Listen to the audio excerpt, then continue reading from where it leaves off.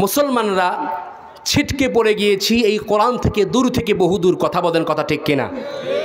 আজ মুসলমানের সম্পর্ক যদি এই কোরআনের সঙ্গে হয়, মুসলমানের সুসম্পর্ক যদি এই কোরআনের সঙ্গে হয়ে যায়, এই কোরআনটা আজকের এই টেবিলে রাখার কারণে এই টেবিলের দাম বাড়ছে না কমছে? সবাই বলেন। বাড়ির মধ্যে লক্ষ লক্ষ টাকার অনেক কিছু জিনিসপত্র থাকে, অনেক ডেকোরেশন করা হয় বাড়ির মধ্যে। সেই বাড়ির ভিতরে সর্বোচ্চ জায়গায়, সবচাইতে উঁচু জায়গায় কিন্তু স্থান পায় কোরআনের। কথা বলেন, কথা ঠিক কিনা? তাহলে এই কোরআনের সঙ্গে যার সম্পর্ক হবে, এই কোরআনের সঙ্গে যারাই লেগে থাকবে, তাদের সম্মান কম না বেশি? কথা বলেন। তো আসেন, আল্লাহ রব্বুল ইজ্জাত ওয়াল জালাল এই তামাম পৃথিবীর মানব গোষ্ঠীকে, মানব জাতিকে সঠিক পথের দিশা দানের জন্য আল্লাহ পাক যুগে যুগে অসংখ্য আম্বিয়া আলাইহিমুসসালাম এবং মুরসালিনগণকে আল্লাহ পাক এই পৃথিবীর জমিনে প্রেরণ করেছেন। সেই নবী রাসূলগণকে আল্লাহ পাক আসমানি একখানা কিতাব দিয়েছিলেন, যাতে করে তাদের উম্মাহকে, জাতিকে সেই কিতাবের মাধ্যমে সোজা রাস্তা, সঠিক রাস্তা দেখাইতে পারেন। তো সেই নবী রাসূলগণ তাদের নির্দিষ্ট দায়িত্বের আঞ্জাম দিয়ে এই পৃথিবী থেকে চিরবিদায় নিয়ে চলে গেছেন। সর্বশেষ নবী এবং রাসূল হিসেবে আগমন করেছেন আমার নবী, আপনার নবী, বিশ্ব নবী মুহাম্মদ আরবি সাল্লাল্লাহু আলাইহি ওয়াসাল্লাম। এবং তিনি যেন আমাদেরকে রাস্তাটা সুন্দর করে দেখাতে পারেন, এই জন্য আল্লাহ রব্বুল ইজ্জাত ওয়াল জালাল তাকে দিলেন কোরআনে কারীমের মতন আযীম একখানা কিতাব। কন্যা সুবহানাল্লাহ। আল্লাহ রব্বুল আলামিন বলেন, আলিফ লাম রা কিতাবুন আনজালনাহু ইলাইকা লিতুখরিজান নাসা মিনাজ-যুলুমাতি ইলান-নূর। আল্লাহ রাব্বুল আলামিন বলেন, আলিফ লাম রা তাহা ইয়াসিন, আলিফ লাম মিম, এগুলোকে বলা হয় হুরুফে মুকাত্তাআত, বিচ্ছিন্ন হরফসমূহ। ওয়াল্লাহু আ'লামু বিমুরাদি, এর অর্থ এবং উদ্দেশ্য সম্পর্কে আল্লাহ তাআলাই ভালো জানেন। আমার ভাইয়েরা, এরপরে রব বলছেন কিতাবুন আনজালনাহু ইলাইকা, নবী হে এই নেন কিতাব, এই নেন মহাগ্রন্থ আল কোরআন। এই কিতাবটা আমি আল্লাহ রব্বুল আলামিন আপনাকে দান করলাম, যাতে করে আপনি এই কিতাবের সাহায্যে বিশ্বের অন্ধকারাচ্ছন্ন মানুষগুলোকে সমস্ত অন্ধকার থেকে একটা একটা করে বের করে করে একমাত্র আলোর রাস্তা, জান্নাতের রাস্তা, আপনি যেন সিরাতুল মুস্তাকিমের রাস্তা দেখাতে পারে।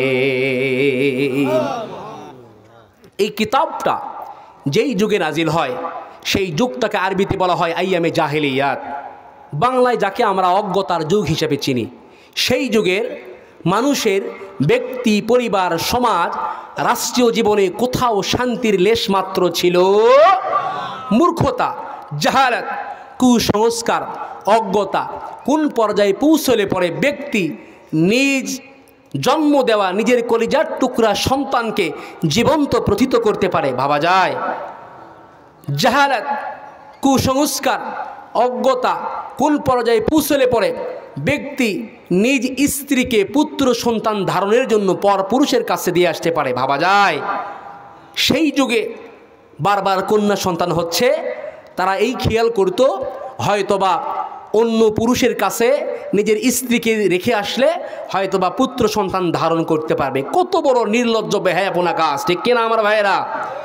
সেই যুগে আল্লাহ রাব্বুল আলামিন এই কোরআনে কারীম নাজিল করে আল্লাহ তাআলা বলছেন, লিতুখরিজান নাসা মিনাজ-যুলুমাতি ইলান-নূর।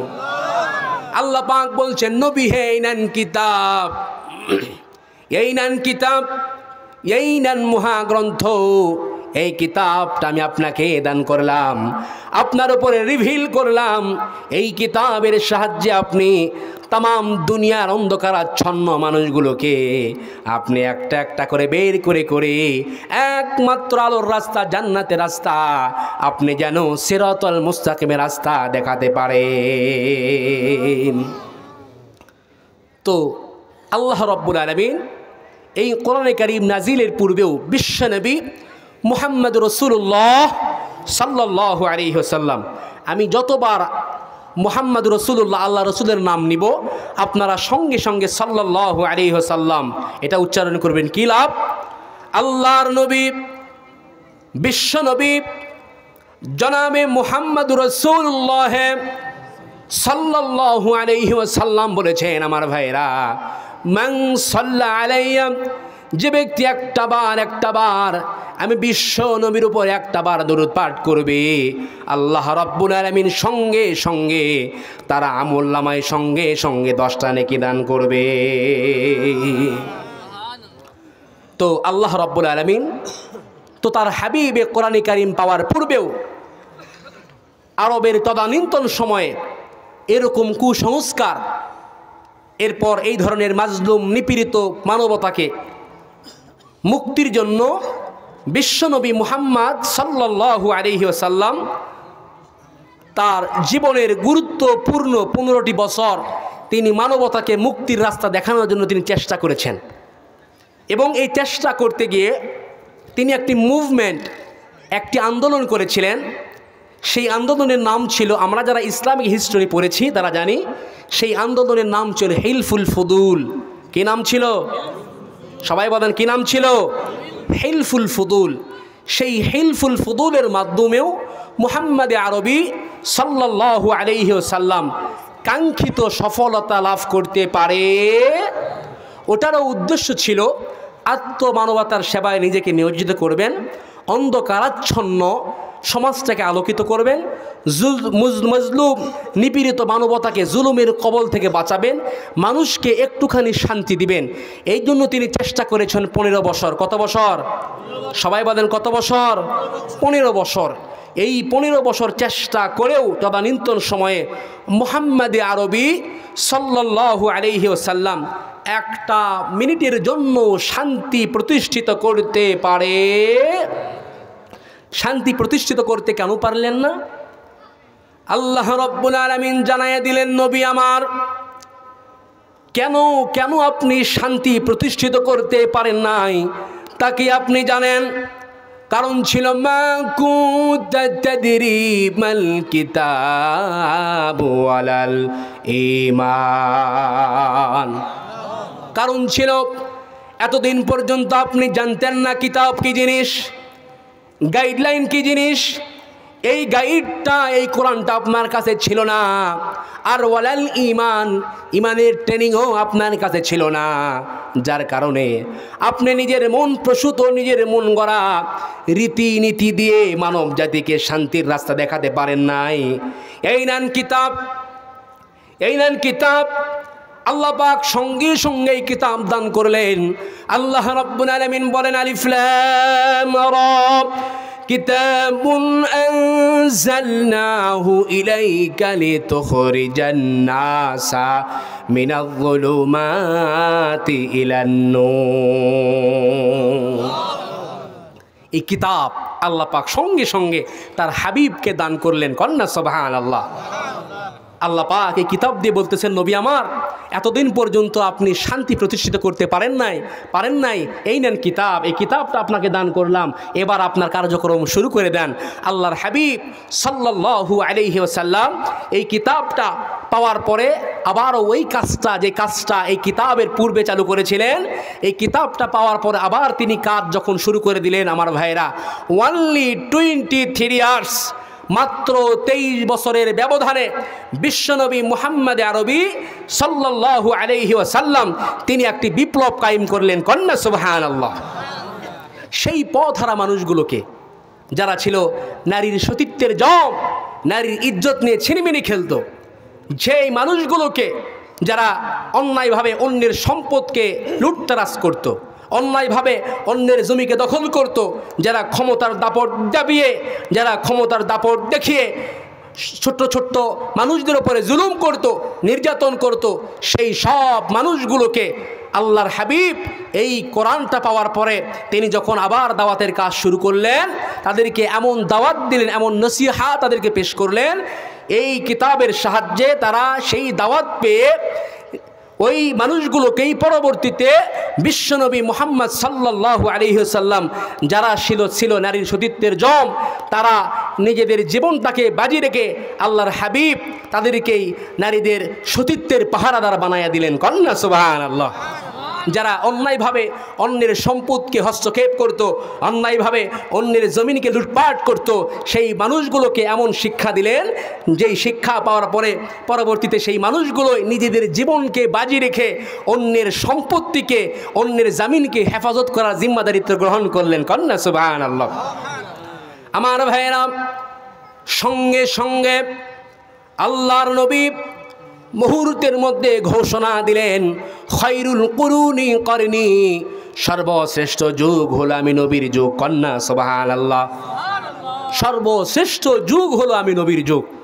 আমি আপনাদেরকে প্রশ্ন করতে চাই আমার ভাইয়েরা, আল্লাহর হাবিব মুহাম্মদ আরবি সাল্লাল্লাহু আলাইহি ওয়াসাল্লাম হযরতে আবু বকর, ওমর, ওসমান, আলী যেই কোরআনের মাধ্যমে ইসলামিক স্টেট কায়েম করেছেন, সেই কোরআন আজও আমাদের সমাজে আছে না নাই? আসতে বলবেন না, আছে না নাই? কিন্তু সেই কোরআনের দেওয়া সেই শান্তি আর সমৃদ্ধি, উন্নতি আর অগ্রগতি আমরা কি পাই ভাই? সবাই কথা বলেন, আছে? সেই শান্তি আমাদের কেউ নাই ভাই, সেই শান্তি আমরা আর পাই না। তাহলে কোরআনের দেওয়া সেই শান্তি আর সমৃদ্ধি, উন্নতি আর অগ্রগতি আমরা চাই কি চাই না? সবাই বলেন, চাই কি চাই না? এটা কি শুধু চাইলেই হবে নাকি কাজ করতে হবে? কথা বলেন। এখানে বসে যদি আমরা থাকি, আল্লাহ আমাদেরকে একটু খানা খেলাও, সম্ভব হবে না? মাঠে ময়দানে আমাদেরকে ঝাঁপিয়ে পড়তে হবে?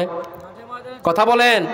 তাহলে আমার ভাইরা, তাহলে একটুখানি চিন্তা করে দেখেন, এই কোরআনটা আল্লাহ রব্বুল ইজ্জাত ওয়াল জালাল এই কোরআনে কারিমের মাধ্যমে, এই কোরআন যখন খেলাফাতি মানহাজিন আলা নবুয়াতি সিলসিলা যতদিন পর্যন্ত বহাল ছিল, রাষ্ট্রধর্ম ছিল ইসলাম, আর সংবিধান যতদিন পর্যন্ত ছিল এই আল কোরআন, ততদিন পর্যন্ত শুধু মুসলমানে নয়, কে হিন্দু, কে খ্রিস্টান, কে ইহুদি, কে নাসারা, হাত্তান নামলাতু ফি হুজরিহা, গর্তের পিপিলিকারা পর্যন্ত টের পেয়েছিল কোরআনের দেওয়া শান্তি আর সমৃদ্ধি, উন্নতি আর অগ্রগতি কাকে বলে। কথা বলেন, কথা ঠিক কিনা? এই জন্য আমার ভাইয়েরা, আমাদেরকে কোরআনের আলোকে আমাদের জীবনটা সাজানোর কোনো দরকার আছে না নাই? আমরা যদি কোরআনের দেওয়া শান্তি আর সমৃদ্ধি, উন্নতি আর অগ্রগতি যদি দেখতে চাই, তাহলে আমাদের কাজ করতে হবে তিনটা। জোরে বলেন, কয়টা? সবাই বলেন, কয়টা? মুসলমান ভাইরা রে আমার, এটা আমার বানানো কোনো ফর্মুলা নয়, আল্লাহ রব্বুল আলামিনের দেওয়া ফর্মুলা। আল্লাহ রব্বুল আলামিন বলেন, যারা নিজেদেরকে মুসলমান বলে দাবি করো, কোরআনওয়ালা বলেন যারা নিজেদেরকে দাবি করে, আল্লাহ রাব্বুল আলামিন বলেন, আল্লাযীনা আতাইনাহুমুল কিতাবা ইয়াতলুনাহু হাক্কা তিলাওয়াতি। জোরে বলেন আল্লাহু আকবার। আল্লাহ রাব্বুল আলামিন বলেন, যারা নিজেদেরকে কোরআনওয়ালা বলে দাবি করে, মুসলমান বলে দাবি করে, আমার ভাইরা, তাদের এই কোরআনে কারিমের প্রতি এক নম্বর দায়িত্ব হলো, আমার ভাইরা, এক নম্বর দায়িত্ব হলো এই কোরআনে কারিমের যথাযথ হক আদায় করে এই কোরআনে কারিমের তেলাওয়াত তারা করবে। এটা হলো কোরআনে কারিমের প্রতি আমাদের এক নম্বর দায়িত্ব। দুই নম্বরে, এক নম্বরে এই কোরআনে কারিমের তেলাওয়াত আমাদেরকে করতে হবে। এমন নয় যে শুধু রমজান মাসে কোরআনের খতম দিবেন, বাকি মাসে কোনো খবর নাই। রমজান মাসের কোরআনের খতম দেয় এমন মুসলমান আমাদের নিশিন্দারাতে আছে না নাই? আবার কেউ কেউ বাপ মারা গেলে, মা মারা গেলে এই কারবালা মাদ্রাসা থেকে কয়েকটা ছাত্রদেরকে নিয়ে আইসা, আমার ভাইরা, মরা বাপের চতুর্পাশে বসিয়ে, মরা মায়ের চতুর্পাশে বৈশা একেবারে কোরআন খতমের মাধ্যমে মরা বাপকে একেবারে জান্নাতে পাঠানোর চেষ্টা করে। আমার ভাইরা, বিশ্বাস করেন মুসলমান, আল্লাহ রব্বুল আলামিন কোরআনে কারীম কোনো মৃত মানুষের জন্য নাজিল করে নাই। কোনো মৃত মানুষের জন্য আল্লাহ পাক নাজিল করে নাই। তাহলে আল্লাহ পাক কেন নাজিল করলেন? কারণ হলো আল্লাহ পাক এই কোরআনটাকে জীবিত মানুষের জন্য নাজিল করেছেন। কারণ কোনো মৃত মানুষের রাস্তা দেখায় না, জীবিত মানুষের রাস্তা দেখায় আমার ভাইয়েরা। আর হালাল হারাম কোনো মৃত মানুষের উপরে বর্তায় না, জীবিত মানুষের উপরে বর্তায়। কথা বলেন, কথা ঠিক কিনা? এই জন্য আল্লাহ পাক নিজেই বলেছেন লিহাইয়া, আমি এই কোরআনটাকে জীবিত মানুষের জন্য নাজিল করেছি। আল্লাহ রাব্বুল আলামিন বলেন আলিফ লাম রা কিতাবুন আনজালনাহু ইলাইকা লিতুখরিজান নাসা মিনাজ যুলুমাতি ইলান নূর। তাহলে আমাদের এই কোরআনে কারিমের প্রতি এক নম্বর দায়িত্ব হলো এই কোরআনটা আমাদেরকে মানতে হবে, এই কোরআনটা আমাদেরকে তেলাওয়াত শিখতে হবে। এই কোরআনটা এক নম্বরে আমরা তেলাওয়াত শিখবো আমার ভাইরা। দুই নম্বরে আল্লাহ পাকের এই কোরআনের প্রতি আমাদের দায়িত্ব হলো আল্লাহ রাব্বুল আলামিনের এই কোরআনটা আমাদেরকে বোঝার কথা বলেছেন আমার ভাইরা। আল্লাহ রাব্বুল আলামিন বলেন আফালা ইয়াতাদাব্বারুনাল কুরআনা ওয়ালাউ কানা মিন ইনদি গায়রিল্লাহি লাওয়াজাদুহু ফীহি ইখতিলাফান কাসীরা। আল্লাহ পাক বলেছেন আফালা ইয়াতাদাব্বারুন, আই আফালা ইয়াতাফাক্কারুন। মানুষের কি হলো? তারা কেন কোরআন পড়ে না? তারা কেন কোরআন নিয়ে চিন্তা ফিকির করে না? তারা কেন কোরআন নিয়ে গবেষণা করে না? দুনিয়ার বহু বড় বড় সাহিত্যের কিতাব তারা অধ্যয়ন করে শেষ করে, বহু বড় বড় গাইড তারা পড়ে শেষ করে আমার ভাইরা, কিন্তু তারা কেন আমার কোরআন নিয়ে চিন্তা করে না? কোরআন নিয়ে কেন গবেষণা করে না? অন্যত্র আল্লাহ রাব্বুল আলামিন বলেন আফালা ইয়াতাদাব্বারুনাল কুরআনা আম আলা কুলুবিহিম আকফালুহা। আল্লাহ রাব্বুল আলামিন বলেন মানুষের কি হলো? তারা কেন কোরআন নিয়ে চিন্তা করে না? কোরআন নিয়ে কেন তারা গবেষণা করে না? নাকি আমি আল্লাহ রাব্বুল আলামিন তাদের অন্তর আছে, যে অন্তরে আমি তালা লেগে দিয়েছি, যে অন্তর দিয়ে দুনিয়ার সব কিছু তারা বুঝতে চাই, কেবলমাত্র শুধুমাত্র আমি আল্লাহ রাব্বুল আলামিনের কোরআনটা তারা বুঝতে চায় না, ঠিক কিনা? তাহলে দুই নম্বরে এই কোরআনে কারিমের প্রতি আমাদের দায়িত্ব হলো আল্লাহ তাআলার কোরআনটা বুঝতে হবে। আজ আমরা মনে করি কোরআন বোঝা এটা আমাদের কাজ নয়, এটা মোল্লা মৌলবীদের কাজ, ঠিক কিনা ভাই? এটা হুজুরদের কাজ, হুজুররা শিখলে হয়ে যাবে। আমার ভাইয়েরা, না, এই কোরআনে কারিমটা শিক্ষা করা আল্লাহ রাব্বুল আলামিন সকল নরনারীর উপরে ফরজ আইন করে দিয়েছেন। কথা বলেন, কথা ঠিক কিনা? কোরআনে কারিমের মাহের হাফেজ হওয়া, অভিজ্ঞ আলেম হওয়া, মুফাসসিরে কোরআন হওয়া, মুফাক্কির ইসলাম হওয়া, এটা সকলের উপরে জরুরি নয়।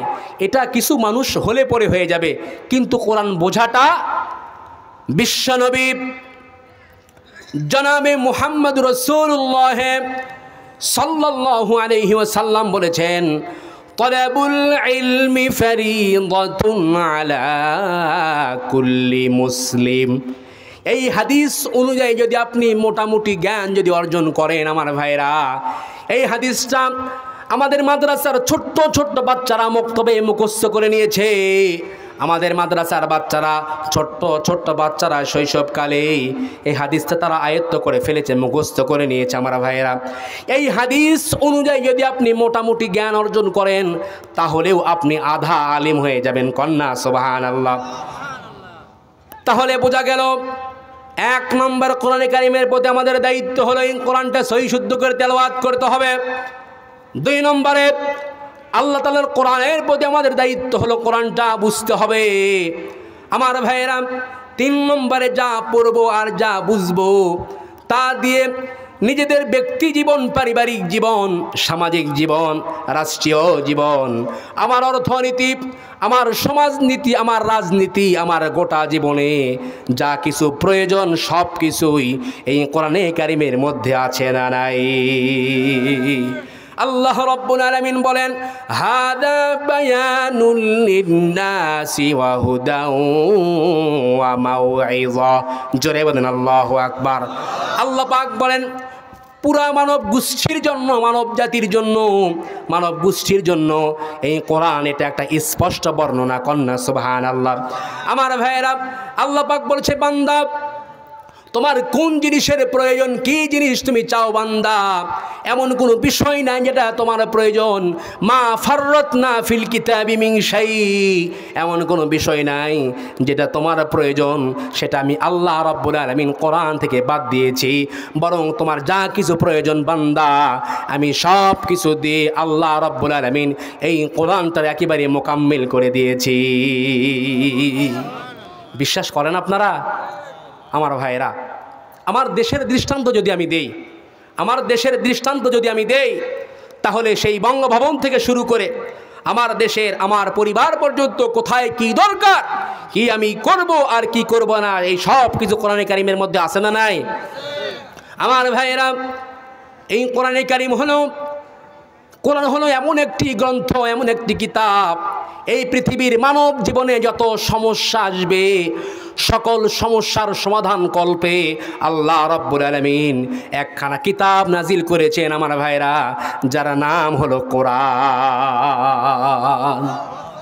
তাহলে 1 নম্বরে দায়িত্ব হলো কোরআনটা পড়ব, 2 নম্বরে আল্লাহ তাআলার কোরআনটা আমাদেরকে বুঝতে হবে, 3 নম্বরে আল্লাহ পাক আমাকে আপনাকে যা দিয়েছেন জীবন যাপন করার জন্য, চলার জন্য আমার ভাইয়েরা, সেই কথা যদি বিশ্বনবী মুহাম্মদ আরবি সাল্লাল্লাহু আলাইহি ওয়াসাল্লামের হাদিস অনুযায়ী যদি বলি, তাহলে ফাহাল্লা হালালাহু ওয়া হারামা হারামাহু, কোরআন যেটাকে হালাল বলেছেন আমি যদি সেটাকে হালাল মনে করে চলি, কোরআন যেটাকে হারাম বলেছে আমি যদি সেটা থেকে বেঁচে চলি, আল্লাহ রাব্বুল আলামিনের কোরআন তাহলে আমার আপনার ব্যাপারে সুসংবাদ দিচ্ছেন। আল্লাহ রাব্বুল আলামিন বলেন, ফামান তাবিআ হুদায়া ফালা খাউফুন আলাইহিম ওয়ালা হুম ইয়াহজানুন। আল্লাহর কোরআন বলে, যারা নাকি কোরআনের দেওয়া পথ, কোরআনের দেওয়া রীতিনীতি, কোরআনের দেওয়া জীবন বিধানগুলোকে যারা মেনে জীবন পরিচালনা করবে, আল্লাহ রাব্বুল আলামিন বলেন তাদের কোনো ভয় নাই, তাদের কোনো দুশ্চিন্তাও থাকবে না। সকল ভয় এবং দুশ্চিন্তা থেকে আমার ভাইরা তামাম দুনিয়ার মুসলমান বান্দা বান্দিদেরকে যিনি মুক্ত করবেন, নাজাত দিবেন, চিৎকার মেরে বলেন তো তিনি কে? আর আওয়াজ দিয়ে বলেন তিনি কে? আমার ভাইরা, তাহলে এই 3টি কাজ যদি আমরা করতে পারি, এই 3টি কাজ অনুযায়ী যদি আমরা চলাচল করতে পারি আল্লাহ রাব্বুল আলামিন তাহলে আমাদেরকে সেই কোরআনের দেওয়া শান্তি আর সমৃদ্ধি, উন্নতি আর অগ্রগতি আবারও আল্লাহ পাক আমাদেরকে ফিরিয়ে দেবেন। তবে শর্ত হচ্ছে এই কয়টি কাজ করতে হবে? 1 নম্বরে কোরআনের তেলাওয়াত সহি শুদ্ধ করে শিখবো, 2 নম্বরে কোরআনটা বুঝবো, 3 নম্বরে যা বুঝবো আর যা পড়বো এই দিয়ে নিজেদের ব্যক্তি জীবন, পারিবারিক জীবন, সামাজিক জীবন, রাষ্ট্রীয় জীবন, আমার অর্থনীতি, আমার সমাজনীতি, আমার গোটা জীবনে এই কোরআনের আঙ্গিকে চালাতে হবে। রাজি আছেন তো ইনশাল্লাহ? আপনাদের কষ্ট হচ্ছে? কথা বুঝতেছেন? আপনাদের খারাপ লাগতেছে? আমার ভাইরা, কোরআনে কারিমের আলোচনা শুনতে কোনো ইমানদারদের কষ্ট হয়? কষ্ট হয় এক শ্রেণীর, যারা মনে করে দুনিয়ার জীবনটা আসল, যারা মনে করে দুনিয়ার জীবনটা আসল, দুনিয়ায় এই খাও দাও ফুর্তি করো, দুনিয়া কা মজা লে লো, দুনিয়া তোমারি হো, খাও দাও ফুর্তি করো, দুনিয়াটা মস্ত বড়। যারা এই কথা মনে করে তাদের এই কোরআনে কারিমের আলোচনা শুনতে ভালো লাগবে, তাদের মনের মধ্যে শুধু একদম আউল বাউল শুরু হয়ে যাবে, কখন বুঝি সুতানাতা অজুহাত দিয়ে এখানে এই সেই অজুহাত দিয়ে এখান থেকে উঠে যাব। আমার ভাইয়েরা, কারণ কোন ইমানদারদের কোরআনে কারিমের আলোচনা শুনতে কষ্ট হয়। অনেকে বলে হুজুর কোরআনের আলোচনা করতে বসেছেন, মাটির ওপরের কথা বলা দরকার নাই, একটু জান্নাত জাহান্নামের কথা বলবেন, এগুলো সব লেনিন, কার্ল মার্কস, মহাসেতু, মহাভারত, এগুলো সব তাদেরটা মানবো, আর নামাজ রোজার ক্ষেত্রে কোরআনটা মানবো, এমন লোক আমাদের সমাজে আছে না নাই? আসতে বলবেন না, আছে না নাই? আমার ভাইয়েরা, কোনো মানুষ যদি কোরআনে কারিমের একটা নোক্তাও যদি মানতে অস্বীকার করে, তার ঈমান থাকবে নাকি? কথা বলেন, ঈমান থাকবে? কেউ যদি কোরআনে কারিমের একটা শব্দ নয়, একটা নোক্তা, জের জবর যদি অস্বীকার করে, তার ঈমান থাকবে ভাই? আল্লাহ রাব্বুল আলামিন বলেন, আফাতুমিনুনা বিবাদিল কিতাবি ওয়া তাকফুরুনা বিবাদ। জোরে বলেন আল্লাহু আকবার। আল্লাহ রাব্বুল আলামিন বলে, বান্দারে, কোরআনের কিছু মানবা আর কিছু করবা অস্বীকার। কোরআনের নামাজ ভালো লাগে, রোজা ভালো লাগে, হজ যাকাত এগুলো তোমার ভালো লাগে বান্দা, কিন্তু কোরআনের ঐক্য তোমার ভালো লাগে না, কোরআনের অর্থনীতি তোমার ভালো লাগে না, কোরআনের সমাজনীতি, রাজনীতিও তোমার ভালো লাগে না। আল্লাহ পাক বলে, বান্দা, তোমাদের মধ্যে কেউ যদি এমন গর্হিত কাজ করে, কোরআনের কিছু মানে আর কিছু না মানে, তাহলে আমি আল্লাহ রাব্বুল আলামিন এই দুনিয়ার জমিনে তাদেরকে পুরস্কৃত করব, দুনিয়াতেই আমি আল্লাহ পাক তাদেরকে পুরস্কার দান করব। আমার ভাইয়েরা, আমরা যদি আল্লাহকে বলি, ওগো আল্লাহ, যারা তাদেরকে কি পুরস্কার আপনি দান করবেন? আল্লাহ রাব্বুল আলামিন বলেন, খিজিয়ুম ফিল হায়াতিদ দুনিয়া, এই দুনিয়ার জীবনের লাঞ্ছনা আর গঞ্জনা, আর কিয়ামতের ময়দানে আমি আল্লাহ রাব্বুল আলামিন তাদেরকে ধরে ধরে একেবারে জাহান্নামের অতল তলদেশে নিক্ষেপ করব।